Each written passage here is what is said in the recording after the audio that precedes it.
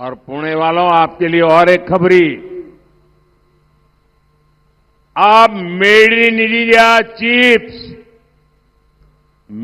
India chips उससे दुनिया की गाड़ी आप चलते हुए देखेंगे। और मेरा पुणे तो ऑटोमोबाइल का हब है। अब हम भारत को इलेक्ट्रिक व्हीकल का हब बनते देखेंगे।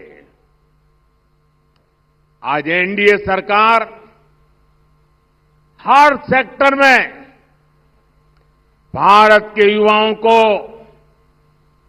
बड़े सपने देखने और उन्हें पूरा करने का अवसर दे रही है। बीजेपी का संकल्प भारत को semi conductor hub, innovation hub, उसमें मजबूती देने का है। बीजेपी का संकल्प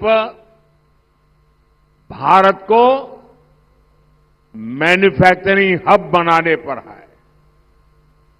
बीजेपी का संकल्प भारत को हाइड्रोजन एनर्जी का हब बनाने का है। साथियों, ये हमारी सरकार है जिसने पहली बार देश के गरीब और मिडिल क्लास की बचत को बढ़ाने के बारे में सोचा है। अब मैं जो बातें बता रहा हूं ना, वो आप लोगों को सीधी सीधी लागू होती है, लेकिन जब तक मेरी बात सुनोगे नहीं, शायद आपका भी उस बात पर ध्यान नहीं गया होगा काम कैसे होता है। मैं एक एक चीज, छोटी छोटी चीजें आज आपके साथ बात करने के लिए आया हूं। 2014 से पहले के 10 सालों में आपसे महंगाई और भ्रष्टाचार का डबल टैक्स वसूल किया जा गया। 2014 में सरकार बनाने के बाद हमने महंगाई पर भी नियंत्रण लगाया और भ्रष्टाचार पर भी कार्रवाई की।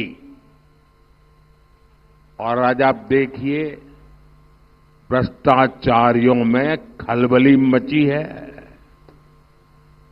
10 वर्षों में टैक्स पेयर्स को सिर्फ टैक्स छूट की सीमा बढ़ाने, पहले जो इनकम टैक्स का सीमा थी, हमने 7 लाख रुपए तक नो इनकम टैक्स कर दिया। सीमा बढ़ाने से और दूसरे रिफॉर्म से देश के जो टैक्स पेयर है उनकी जेब में करीब करीब 2.5 लाख करोड़ रुपए की बचत हुई है। मैं जो कहता हूं आंकड़े याद रखना, वो इसलिए कह रहा हूं। 2.5 लाख करोड़ रुपए की बचत, इससे मध्यम वर्गीय परिवारों का बहुत बड़ा बोझ कम हुआ है।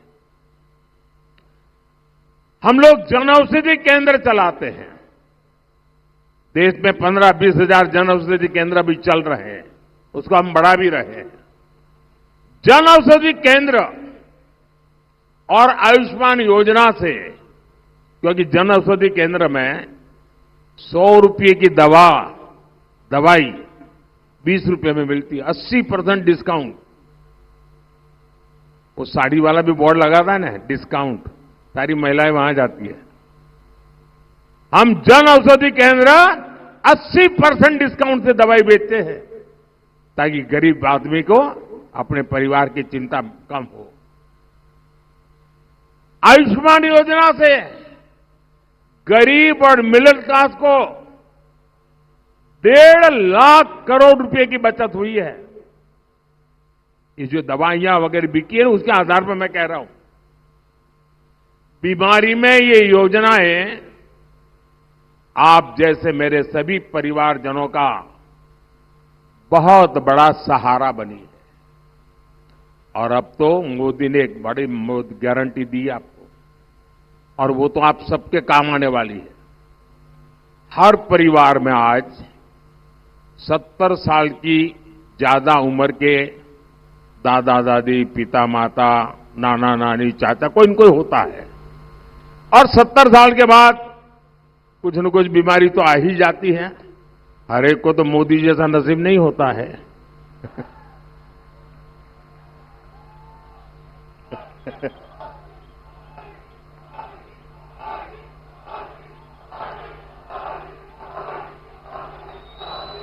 अब जो मेहनत करने वाला, कमाने वाला परिवार में व्यक्ति है, उसके सामने दुविधा रहती है, चिंता रहती है।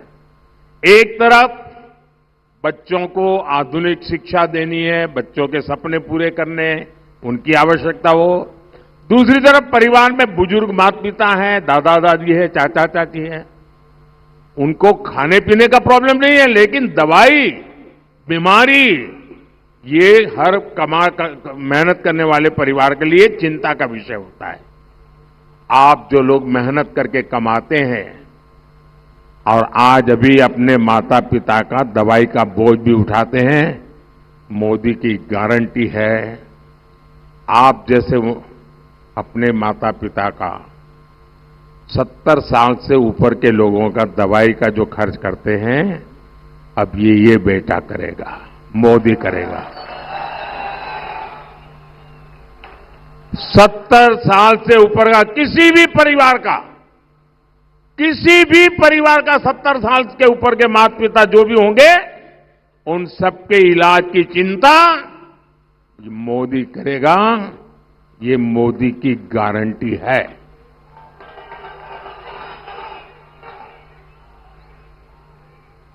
साथियों, सस्ते डेटा से भी आज मोबाइल फोन के बिना जिंदगी असंभव हो गई है।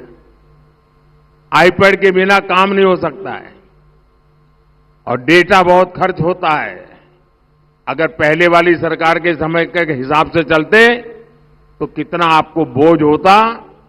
सस्ते डेटा से भी, और खास करके मेरे नौजवानों को, गरीब और मिडिल क्लास परिवारों की हर महीने हजारों रुपयों की बचत हो रही है। इसी के बलबूते आज मेरे देश का युवा डेटा गवर्नेंस में, डेटा माइनिंग में, आर्टिफिशियल इंटेलिजेंस में नए नए कीर्तिमान गढ़ रहा है। मिडिल क्लास से सपनों का घर हर परिवार की इच्छा होती है। मध्यम वर्ग के परिवार की इच्छा होती है कि भाई अपना खुद का घर होना चाहिए। किराए में बच्चों को रहना पड़े ऐसा कोई पसंद नहीं करता, लेकिन वो